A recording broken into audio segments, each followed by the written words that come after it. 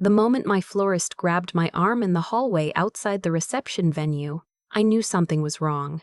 Not the normal kind of wrong, a wilted centerpiece or a late caterer, but the kind that lives in your stomach before your brain catches up. She had been doing flowers for my family for 15 years. She knew my mother's favorite peonies. She had cried at my sister's baby shower, and right now, standing 2 feet from the doors where 200 guests were waiting for me to walk in and sign the papers that would make my late father's estate transfer official, her face was the color of old chalk. She leaned close and whispered, "Do not go in there yet.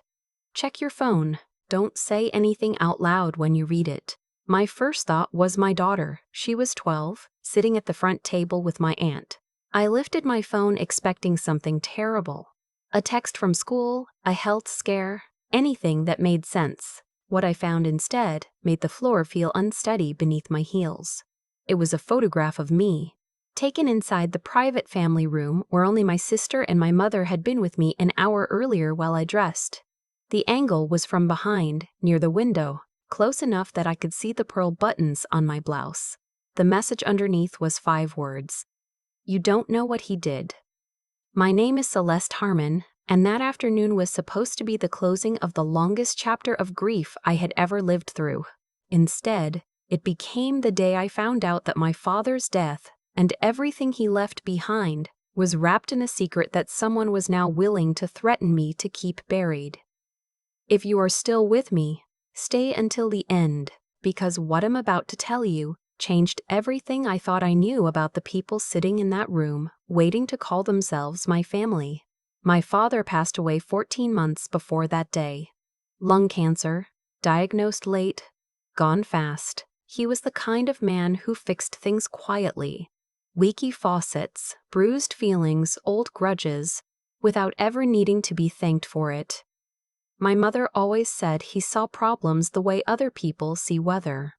Something to move through, not complain about. I think about that now and it means something different than it used to. When he died, the estate was placed in a structured trust. His attorney, a careful, precise man named Mr. Aldridge, who had represented my father for over 20 years, explained that certain assets would transfer only after a formal family gathering and signature ceremony, a requirement my father had specifically written in. At the time, I thought it was just how he was, methodical. Even in death, he wanted everyone in the same room. The morning of the ceremony, I woke early at the hotel where we had all agreed to stay the night before. My younger sister was asleep in the adjoining room. She had driven up from Charleston with her husband and their 2 kids, and the night before we had stayed up late on the hotel beds eating takeout and laughing about the ridiculous things our father used to say at the dinner table. It felt like grief finally turning a corner, like the hard part was almost over.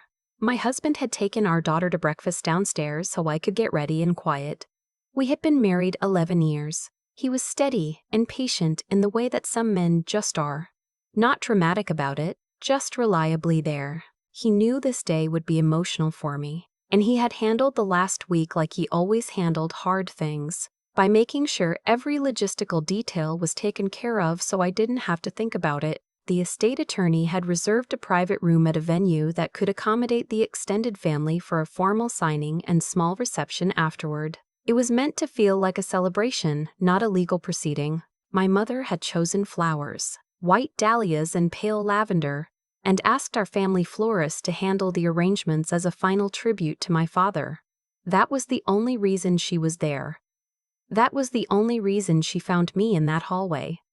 I read the message 3 times. My florist was watching my face with the careful expression of someone who is afraid of the answer, but more afraid of silence. I asked her quietly where it came from. She shook her head and said the number was one she didn't recognize. It had come to her phone first, with my name in the message before the photo, and a second line she hadn't shown me yet. She turned her screen toward me. "Tell her before she signs." Or, "I will tell everyone." My florist said she almost hadn't said anything. She thought it might be a prank, someone who knew about the estate and wanted to cause drama. But the photograph was too specific. Too close. Someone had been in that room. I told her I needed 1 minute and walked toward the far end of the hallway. My hands were calm, and the way hands go calm when your brain hasn't finished processing what your eyes have already read. I stood near the window and I thought about my husband's face at breakfast that morning. When he kissed my daughter on top of her head, I thought about the way he had held my hand at my father's graveside. I thought about what you don't know what he did could possibly mean about a man I had shared a bed with for over a decade. Then my phone buzzed again. This time the message wasn't a photo, it was a scanned document. I had to zoom in to read it clearly. It was a lease agreement, a residential lease for an apartment in the west end of the city. The name on the lease was my husband's. The date was 3 years ago. The co-signer on the lease was a woman I had never heard of, and the listed occupants included a child, age listed as 2 years old at the time of signing. I read it twice, then a third time. The address was 20 minutes from our house.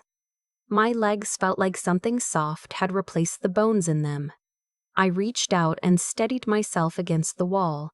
Down the hall I could hear the low murmur of guests settling in, chairs shifting, someone laughing. 200 people who had known my family for years, waiting to watch me sign my name.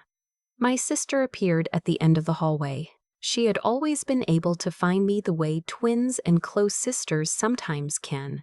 Not magic, just pattern recognition from 38 years of watching the same person move through the world. She took one look at my face and walked toward me quickly, heels quiet on the carpet. I handed her my phone. She read it without speaking. When she looked up, her expression was one I had never seen before on her face. Not surprise. Not horror. Something older than that and more tired.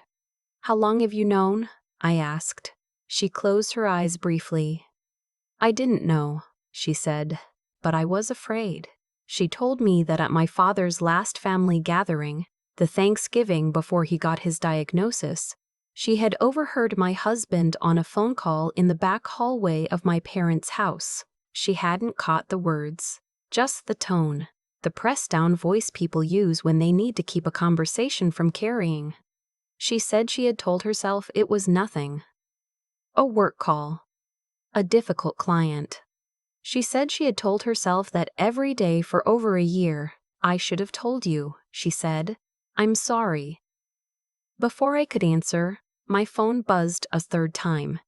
This message had no photo, no document, just text. "Your father knew. He changed the trust because of it. The child's name is in the codicil. Ask the attorney what your husband stood to lose if you signed today." I remembered the exact sound of the room at that moment, an air vent humming. Someone dropping a fork inside the reception hall. My own breathing, which had gone shallow and strange. I looked at my sister. She looked at me, and then I did the only thing I could think to do. I called Mr. Aldridge. He answered on the second ring. I told him I needed 60 seconds of his time before the ceremony. He went quiet in that way attorneys do when they understand that something has shifted. Then he said, very carefully, that he had been hoping I would call him before going inside. I asked him about the codicil. Another silence. Then, "Celeste, there are some provisions in your father's estate documents that I was instructed to disclose only under specific circumstances. Your father believed those circumstances might arise today. I think we need to speak privately before the signing." I told my sister to go back inside and keep everything calm. She grabbed my wrist before she left. "Whatever you decide," she said, "I'm with you." Mr. Billy. Aldridge met me in a small office off the main hallway. He set a thin folder on the table and folded his hands on top of it the way people do when they are about to say something they have been carrying for a long time. He told me that my father had made changes to the trust 8 months before he died. A codicil, a legal amendment, had been added after my father had received information that he could not ignore. He had discovered that my husband had been maintaining a second household for nearly 4 years, including a child who was not mine. Mr. Aldridge paused. He said my father had done what he always did with difficult things. He hadn't confronted anyone. He hadn't told my mother. He hadn't called my husband. He had gone home, sat with it for 3 weeks, and then called his attorney and quietly rewired the entire trust so that my husband would receive nothing if the marriage ended within 5 years of the estate transfer. Every asset my father had built over 40 years, the investment accounts, the property holdings, the business interest, had been restructured so that it would flow to me and my daughter alone, directly, with no spousal claim attached. My father had known. He had known, and he had said nothing to me, and he had built a wall around everything I was going to inherit so that if the truth ever came out, my husband couldn't take a single dollar of it with him.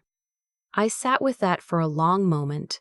Mr. Aldridge slid the folder toward me. Inside was the codicil, the original trust amendment, and the handwritten note in my father's handwriting that I recognized immediately. The slightly forward-leaning letters, the period after every sentence even in casual writing. It said, "Celeste, if you are reading this, then something I hoped would not happen has happened anyway. I am sorry I could not protect you from the beginning. I hope this is enough. Do what you have always done. Trust yourself more than you trust the story someone else wrote for you. I love you." Dad, I don't have words for what that felt like. I'm not going to try. I asked Mr. Aldridge who had sent the messages to my florist. He said he didn't know, but that he suspected the source was someone who had access to the same information my father had gathered, and who was afraid that once I signed and the trust transferred, their leverage over my husband would disappear. Someone wanted me to know before the ink dried, not to protect me necessarily, but because they had their own reasons for stopping the transfer. I stood up. I smoothed my blouse. I picked up my phone.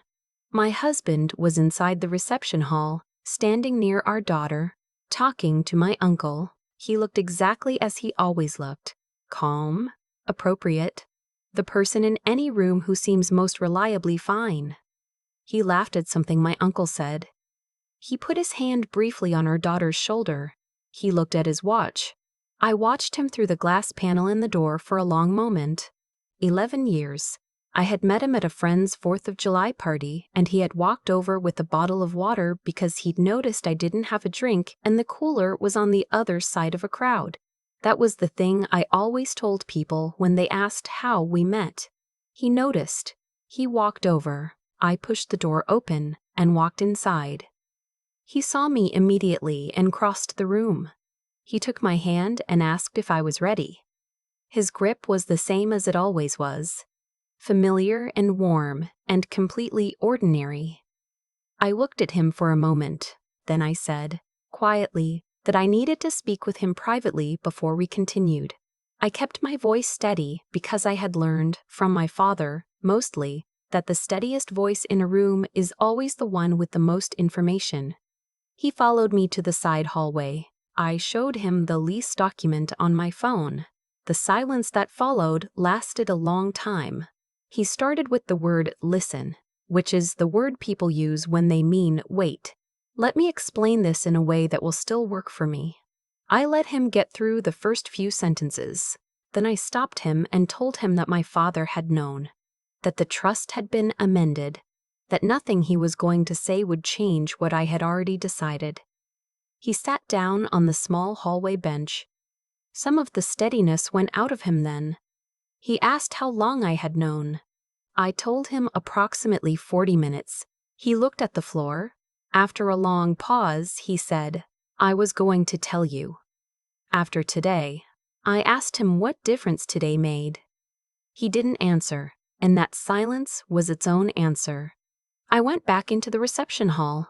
My mother was watching me from the far end of the room with the careful, still expression she always wore when she was afraid of something and didn't want to show it. I crossed the room and sat down next to her and took her hand. I told her I had spoken with Mr. Aldridge. Her hand tightened on mine. "Dad knew," I said. She looked straight ahead for a moment. Then she nodded once, very slightly. "He didn't want to burden you with it," she said. "He thought maybe it would end on its own." She paused. He was wrong about that. He was wrong about that. He was right about everything else. I squeezed her hand. I told her we were going to be okay. I stood up and walked to the signing table at the front of the room. Mr. Aldridge was already there, folder open, pen ready. The room had gone quiet in that particular way. Rooms do when everyone can sense that something has shifted but no one knows the shape of it yet. I told everyone in the room that I had something to share before we moved forward. I kept it simple. I said that I had learned something in the last hour that required me to make a decision, and that the decision was mine alone to make. I said that my father, who had loved this family more carefully and completely than any of us had understood, had made sure that I had the tools to make it. Then I picked up the pen and signed the document. Every page, every line. My husband was not in the room when I signed. He had gathered his jacket and his car keys and left the building quietly while I was speaking with my mother. I found this out later from my sister, who watched him leave from across the room and made no move to stop him. My daughter was watching me from her seat at the front table. She's sharp, the way children of quiet households sometimes are. They learn to read the room early because the room rarely announces itself. She looked at me with the particular steadiness of a kid who has already decided she is going to take her cue from her parent. I smiled at her. She smiled back. After the signing, after the guests had moved to the reception room and the initial confusion had settled into the kind of quiet conversation that follows surprising events, my florist found me near the window. She still looked a little shaken. I told her she had done the right thing. She said she wasn't sure she had done anything, that she almost hadn't said a word. I told her sometimes almost is enough. I still don't know who sent those messages. I have a guess. Someone who knew my husband from the other life he had been keeping. Someone who had their own complicated reasons for wanting that arrangement disrupted, but whoever they were, they had handed me something my father had spent the last months of his life trying to arrange, the truth, before the window closed. The divorce took 8 months. He did not contest the trust provisions. Mr. Aldridge said that was the clearest sign yet that he had understood all along what my father had done and what it meant. My daughter asked me once, about 6 months after everything came out, whether I was angry at my father for not telling me himself. I thought about it for a real moment before I answered her, because she is the kind of person who deserves real answers. I said I used to be. I said I understood now that he had probably been sitting with an impossible choice. Protect me from the knowledge or protect me from the consequence. And he had chosen consequence. He had chosen to quietly do the harder work so that by the time the truth arrived, the damage would be limited. She was quiet for a minute. Then she said, "So, he built you a floor." I didn't trust my voice right away. I nodded. She said, "That's what you do too." I think about that almost every day. My father built things quietly, in the background, without needing anyone to see. I used to think I was different from him. I am more like him than I ever realized, and I am grateful for every part of that. If this story stayed with you, if any part of it felt familiar or gave you something to think about, subscribe to the channel and tell me in the comments where you're watching from. Your story matters.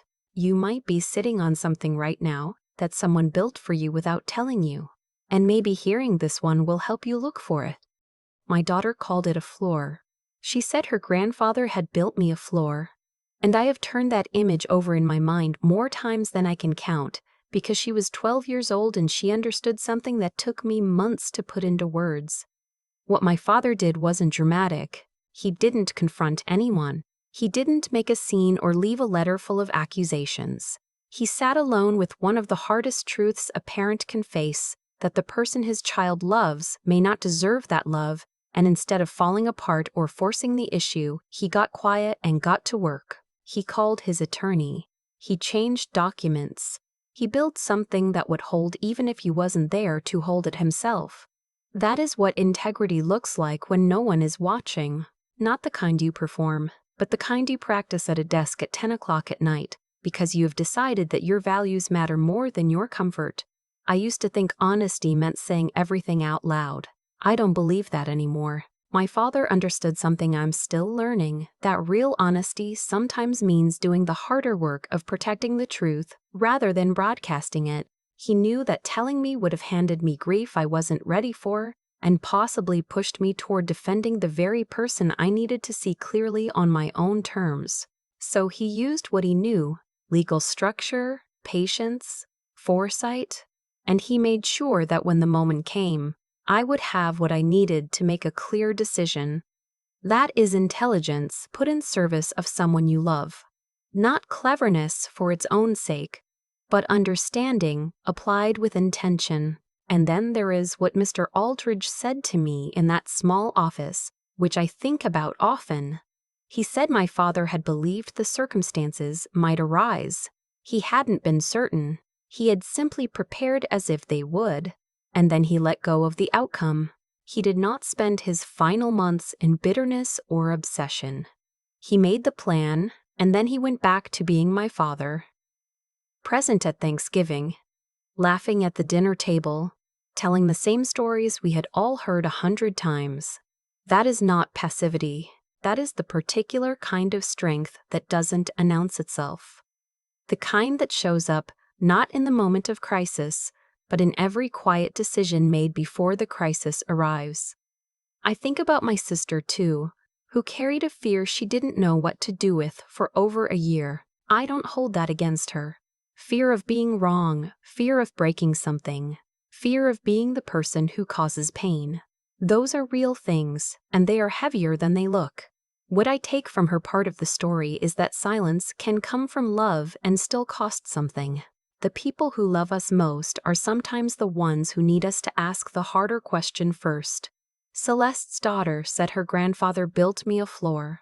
What she meant, I think, is that the people who truly love you don't just show up for the good days. They think ahead. They lose sleep over things you don't even know are threats yet. They do unglamorous, invisible work so that when the ground shifts under your feet, there is still somewhere to stand. I am trying to be that kind of person. For her. That is the whole project now.